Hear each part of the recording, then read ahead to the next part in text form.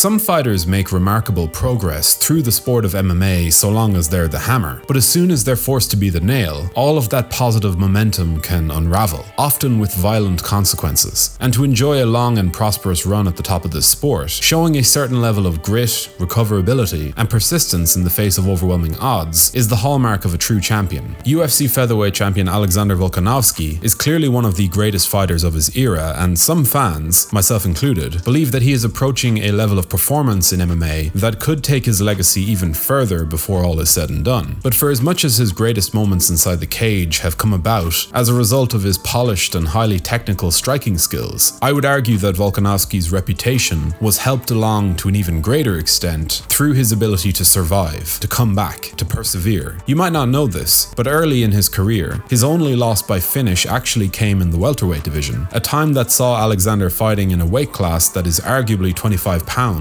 above his best physical fit. He had already gone 3-0 as a pro at 170 pounds at this point, but after losing to Corey Nelson by way of TKO, he would make just one more appearance in the division before dropping to lightweight and then making a new home for himself as a featherweight. So anyways, we're jumping forward now to his 6th UFC fight against the 2-time undisputed featherweight title challenger, Chad Mendes. This was a very interesting matchup because at the time, although I had seen Volkanovski competing before, like a lot of other fans, I was kind of absorbed in the Chad Mendes narrative. He had just made his return to the octagon with a big win over Miles Jury, and with his experience and standing within the featherweight mix, I'd be lying if I said my focus pre-fight wasn't primarily on Chad. But in that opening round, Volkanovski showed us a lot. His slick and very composed style of striking was coming to the fore. However, in round 2, the biggest moment of the fight so far definitely went to Mendes, as he briefly stunned Volkanovski at first, before then going in for the kill and actually dropping the future champion to the canvas. But any advantage Chad was able to carve out did not last long. Just an exchange or two later, Volk found a home for a swift left hook that reminded Mendes of the danger levels coming back at him. Then, and keep in mind this is all within a minute or so of Chad dropping him, all of a sudden Volkanovski is the one piling on the pressure. Despite succeeding in a few takedown attempts, it was still really sapping at Mendes' gas tank, and Volkanovski very clearly sensed this, turning up the heat on Chad through the middle portions of round 2, and Mendes started to wilt in a big way. Eventually Volkanovski's pace, his pressure, and his consistent work to the body began to pay off, and when Mendes did eventually wilt, it was a great comeback from Volkanovski, although to be fair, calling it a comeback doesn't really give enough credit to the level of control that he had had for most of the fight. Sure, he got tagged and hurt by Mendes, but he also worked his way through it almost immediately, reasserting his control from there. And that kind of billing can also be applied to Volkanovski's second fight with Max Holloway, after beating Max to win the belt. The newly crowned champion was forced to deal with a lot more adversity at the second time of asking, and in my opinion, this fight showcased some of the highest levels of MMA we've ever had the pleasure of witnessing. A slick head kick from Holloway in round 1 dropped Volkanovski briefly, swaying what was a tight round in the Hawaiian's favor. Things then took another turn against Alexander in round 2, when once again, Max managed to briefly drop him in the dying seconds of the round, this time with a deft and short uppercut. But again,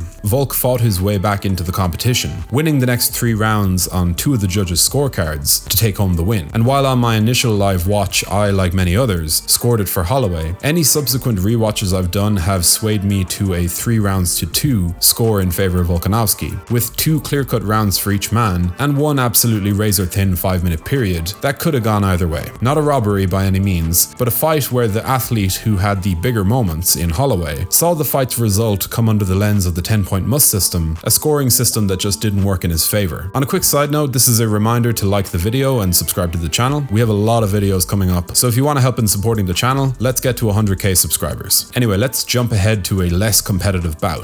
Volkanovski's drubbing of Brian T-City Ortega, a tour de force from Alexander the Great, and a fight that saw him gain a lot of fans, especially after his legitimacy as champ came into question following the divisive Holloway 2 result. But the star-making moment here was not down to his own successful work on the feet. No, it was that now legendary sequence that saw him fight off the grip of one of the most fearsome submission artists in the game, and it happened twice. Ortega was getting handled for the most part, outside of a few big lands here or there, but man, when he caught that Volkanovski kick in round 3, and he was trying to catch a lot of his kicks before that, but this time when he got it, and he proceeded to knock him down and immediately latch onto a guillotine, it seemed like the end of the road had finally come for Volk. But in one of the craziest displays of determination you'll ever see in the cage, Volkanovski fought for that millimeter of space like his life depended on it, eking out just enough room to escape. But then a few seconds later, Ortega switched to his signature move, the triangle choke, forcing Volkanovski to battle his way from the brink of being tapped once again. And that was just as impressive as can be. But the star-making moment that really put Volkanovski's badassery at the very forefront of this win was how he took control of the round to close it out. From nearly getting submitted twice in one short space of time, Volkanovski ended the round by dishing out punishment on the exhausted Ortega, as if he was literally punishing him for even attempting to try and tap him. That entire 2.5-minute sequence was insane to watch live, and the amount of character that he showed there was enough to make the world finally stand up and give him his credit. His subsequent dominant efforts against Chan Sung-jung and Max Holloway in their trilogy fight only served to make him even more of a hero to the fans. And yeah, the Islam Makhachev fight that followed was just about as tight as can be. I did score it for Makhachev on repeat watches, but Volkanovski's big moment in the 5th round definitely earned him a moral victory. As far as moments of adversity for Alex, you could look at that particularly hard shot that Makhachev managed to stagger Volkanovski with in round 2, or the long stretch in round 4 where Islam had his back. But again, this video is all about how Volkanovski deals with moments like this. And in a razor-close fight with Makhachev, despite getting hurt by Islam's surprisingly adept striking, Volkanovski finished the bout on top, dropping the lightweight champion to the mat and leaving the fans with an image burned into their minds that made this one of the most impressive losing performances we've ever seen. He takes on Yair Rodriguez next in a bout that may ask even more questions of him. But if history has shown us anything, it's that even if Rodriguez does land with power, Volkanovski can always be relied upon to turn the tides drastically. Anyway, that'll just about do it for this video. Give us your Volkanovski-Rodriguez predictions in the comment section, like the video to show your support before subscribing to the channel, because we have a lot of content on the way. 100,000 subscribers is getting closer. Stay tuned, and thank you for watching.